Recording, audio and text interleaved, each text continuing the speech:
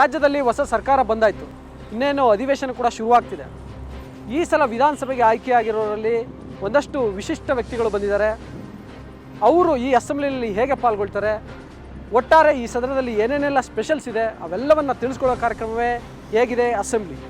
ನಾನು ಧರಣೀಶ್ ಬುಗನ್ಕೆರೆ. ಈ ಸಲದ ವಿಧಾನಸಭೆ ನಿಜಕ್ಕೂ ಒಂದು ಆಶಾಭಾವನೆಯನ್ನು ಉಂಟಾಕಿದೆ.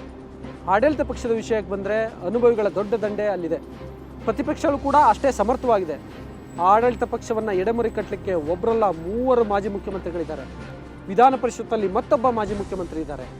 ಒಟ್ಟಾರೆ ಈ ಸೆಷನ್ಸ್ ತುಂಬ ಇಂಟ್ರೆಸ್ಟಿಂಗ್ ಆಗಿರೋದ್ರಲ್ಲಿ ಅನುಮಾನಗಳೇ ಇಲ್ಲ. ಹಾಗಿದ್ರೆ ಹೇಗಿರುತ್ತೆ ಈ ಡೀಟೇಲ್ಸ್ ನೋಡಿ.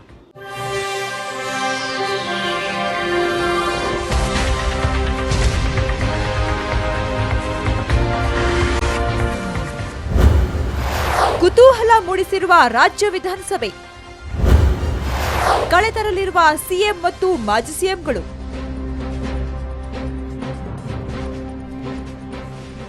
ಪ್ರಾಮಾಣಿಕ ಮತ್ತು ದಕ್ಷ ಆಡಳಿತಗಾರ ಸಿದ್ದರಾಮಯ್ಯ ಮುಖ್ಯಮಂತ್ರಿ ಆಗಿದ್ದಾರೆ ಅನ್ನೋದೇ ಮೊದಲ ವಿಶೇಷ. ಸಿದ್ದರಾಮಯ್ಯ ಅವರಿಗೆ ಆಲ್ಮೋಸ್ಟ್ ರಾಜ್ಯದ ಎಲ್ಲ ವಿಚಾರಗಳ ಬಗ್ಗೆ ಬಾಯಲ್ಲೇ ಮಾಹಿತಿ ಇದೆ. ಇಂಥ ಸಿಎಂ ಅನ್ನ ಸದನ ಅನ್ನೋ ಅಖಾಡದಲ್ಲಿ ಸರಿಸಾಟಿಯಾಗಿ ಎದುರಿಸೋಕೆ ಈಗ ಒಬ್ಬರಲ್ಲ 3 ಮಾಜಿ ಸಿಎಂಗಳಾದ ಎಚ್.ಡಿ. ಕುಮಾರಸ್ವಾಮಿ, ಬಿ.ಎಸ್. ಯಡಿಯೂರಪ್ಪ ಮತ್ತು ಜಗದೀಶ್ ಶೆಟ್ಟರ್ ರೆಡಿ ಇದ್ದಾರೆ. ಹಾಗಾಗಿ ವಿಧಾನಸಭೆಗೆ ಹೊಸ ಕಳೆ ಬಂದಿದೆ.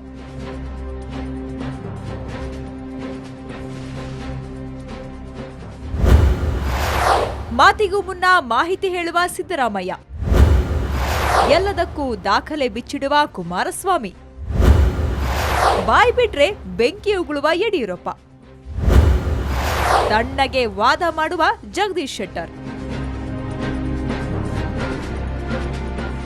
ಈ ಸಲ ಅಸೆಂಬ್ಲಿಯ ಆಕರ್ಷಣೆಗಳಾದ ಘಟಾನುಘಟಿಗಳದ್ದು ಒಬ್ಬೊಬ್ಬರದ್ದು ಒಂದೊಂದು ಸ್ಟೈಲ್.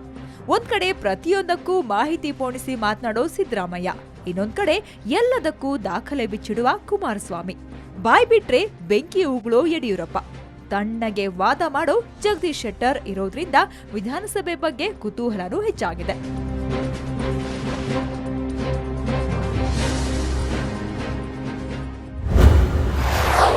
ಈ ಅಸೆಂಬ್ಲಿಯಲ್ಲಿ ಅನುಭವಿಗಳೇ ಹೆಚ್ಚು, ಕಿರಿಯರ ಸಂಖ್ಯೆಗೇನೂ ಕಡಿಮೆ ಇಲ್ಲ.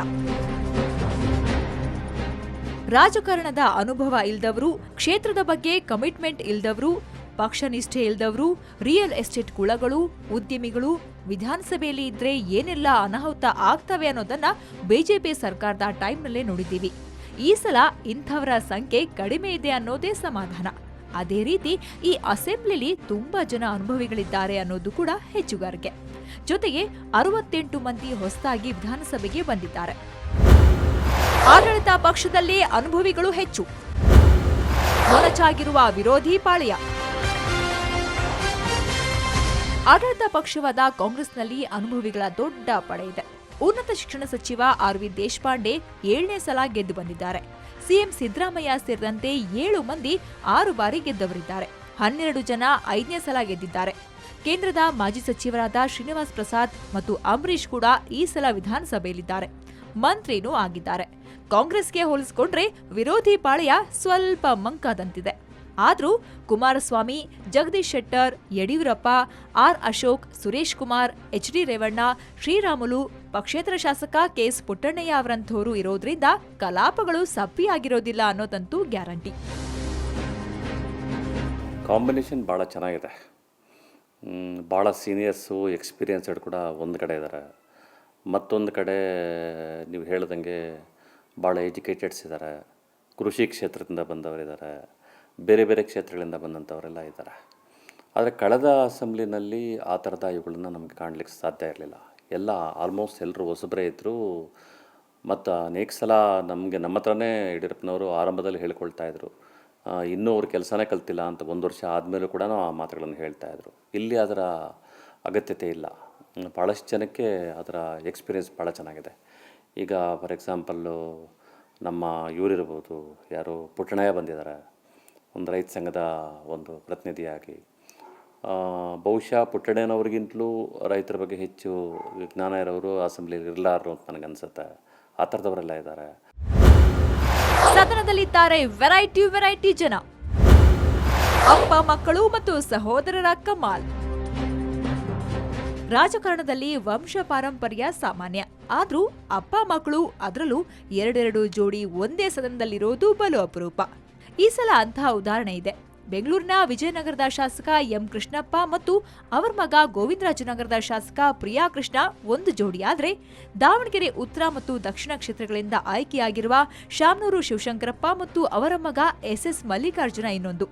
ಇದೇ ರೀತಿ ಸಹೋದರರ ಜೋಡಿ ಕೂಡ ವಿಧಾನಸಭೆಯಲ್ಲಿದೆ. ಅವರೇ ಎಚ್.ಡಿ. ಕುಮಾರಸ್ವಾಮಿ ಮತ್ತು ಎಚ್.ಡಿ. ರೇವಣ್ಣ. ಸಿನಿಮಾ ರಂಗದಿಂದ ಅಂಬರೀಷ್ ಮತ್ತು ಉಮಾಶ್ರೀ ಮೊದಲ ಸಲ ವಿಧಾನಸಭೆಗೆ ಬಂದು ಮಂತ್ರಿಗಳಾಗಿದ್ದಾರೆ. ಕಾಂಗ್ರೆಸ್ನಿಂದ 5 ಮಂದಿ ವೈದ್ಯರು ವಿಧಾನಸಭೆಗೆ ಬಂದಿದ್ದಾರೆ. ಬಿಜೆಪಿಯಿಂದಲೂ ಒಬ್ಬ ಡಾಕ್ಟರ್ ಶಾಸಕರಾಗಿದ್ದಾರೆ.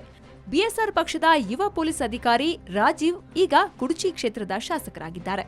ಇದಲ್ಲದೆ ಇನ್ನೊಂದಿಷ್ಟು ಮಂದಿ ಅಧಿಕಾರಿಗಳು ಅಸೆಂಬ್ಲಿ ಪ್ರವೇಶ ಮಾಡಿದ್ದಾರೆ. ಇಷ್ಟೆಲ್ಲದರ ಮಧ್ಯೆ ಒಂದೇ ಒಂದು ಕಹಿ ಸುದ್ದಿ ಇದೆ. ಒಂದು, ಪ್ರಸ್ತುತ ವಿಧಾನಸಭೆ ವೈವಿಧ್ಯಮಯವಾಗಿದೆ. ಒಂದೇ ಒಂದು ಕೊರತೆ ಅಂತ ನನಗನ್ಸೋದು, ಹೆಚ್ಚು ಹೆಣ್ಮಕ್ಳು ಆಯ್ಕೆಯಾಗಿಲ್ಲ. ಎಲ್ಲ ಪಕ್ಷಗಳು ಸೇರಿ ಒಂದು 5-6 ಜನ ಇದ್ದಾರೆ ಅಂತ ಅನ್ನಿಸ್ತಾ ಇದೆ.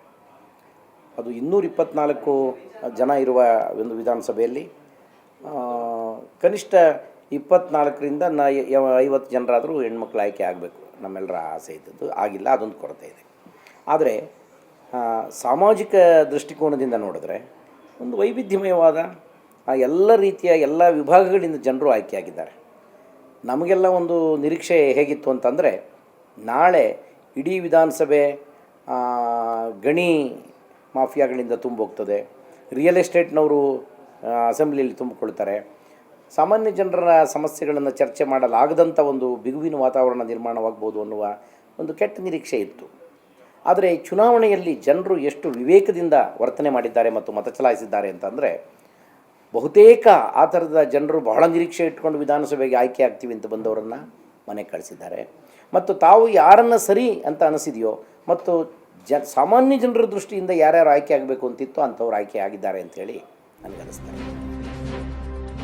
ಎಲ್ಲಕ್ಕಿಂತ ಹೆಚ್ಚಾಗಿ ಈ ಸಲ ಸುಶಿಕ್ಷಿತ ಶಾಸಕರ ಸಂಖ್ಯೆ ಹೆಚ್ಚಾಗಿದೆ.